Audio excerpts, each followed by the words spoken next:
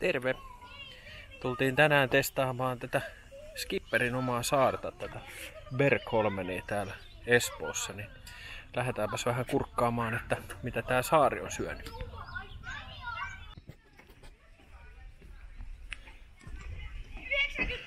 Laiturit on oikein hyvät.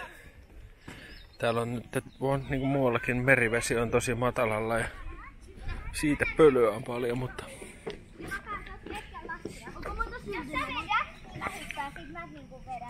tultiin tuolla Janskulla tosiaan tuolta Kivenlahdesta ja tähän on aika helppo tulla eikä kovin kauaa sieltä köröttele. Tässä on muutamia hyviä poijupaikkoja ja tosi hyvä laituri. Kivan näköinen paikka kyllä.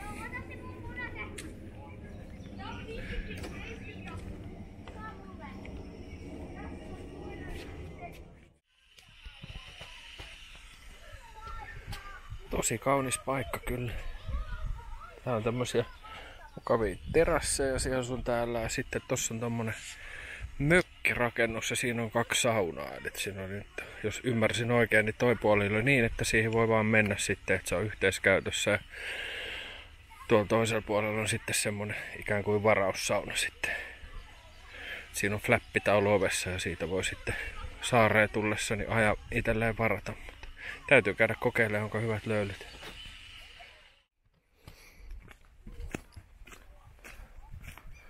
Sielläkin on toinen grillipaikka ja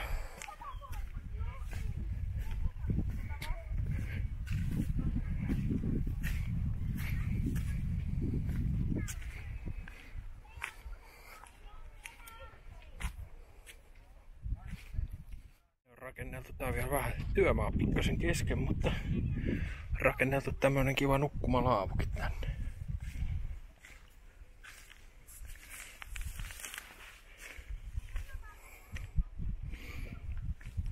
Hurjan näköistä tuo siitepöly kyllä.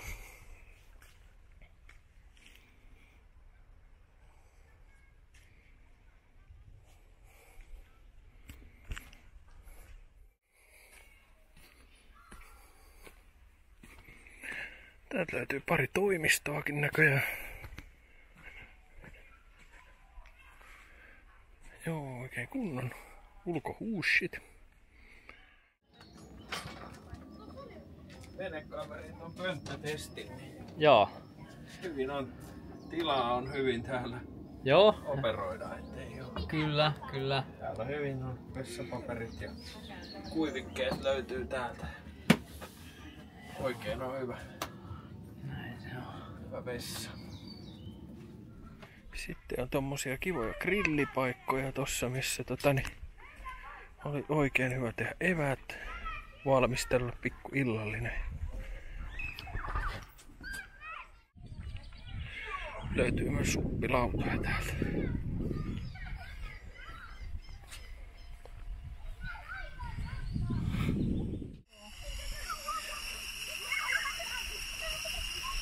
Suppilaudat löytyy, joo. Niitä saa käytellä. Täällä voi teltta majoittua sitten, jos haluaa, niin siihen löytyy ihan hyviä paikkoja. Kyllä tosi kaunis paikka tässä. Tuolla on sitten toinen laituri.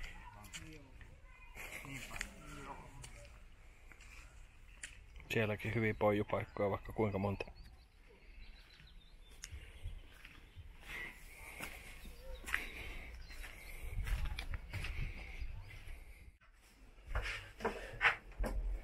Onko hyvät löylyt? Joo. Oikein hyvä sauna. Sieltä tulee.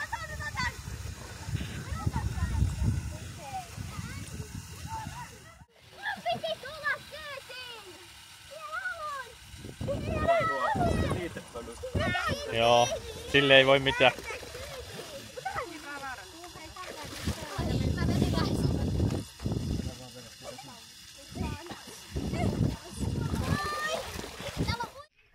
Oikein hyvä paikka oli kyllä tämä. Hyvä sauna, semmoset napakat löylyt ja tykkään tosta, että on semmonen sauna, ettei tarvitse mitään vuoroja. Että voi vaan mennä ja sekaa vaan Vesikin oli tosiaan hyvin lämmintä vuoden aikaan nähden, kun mennään ihan kesäkuun alkuun. Varmaan 20 asteista. Mutta kiva paikka, jos oot skipperiveneilijä, niin kannattaa tulla käymään katsomaan. Ei muuta kuin nähdään taas seuraavilla videoilla. Ei muuta kuin ensi kertaa. Ciao, moro!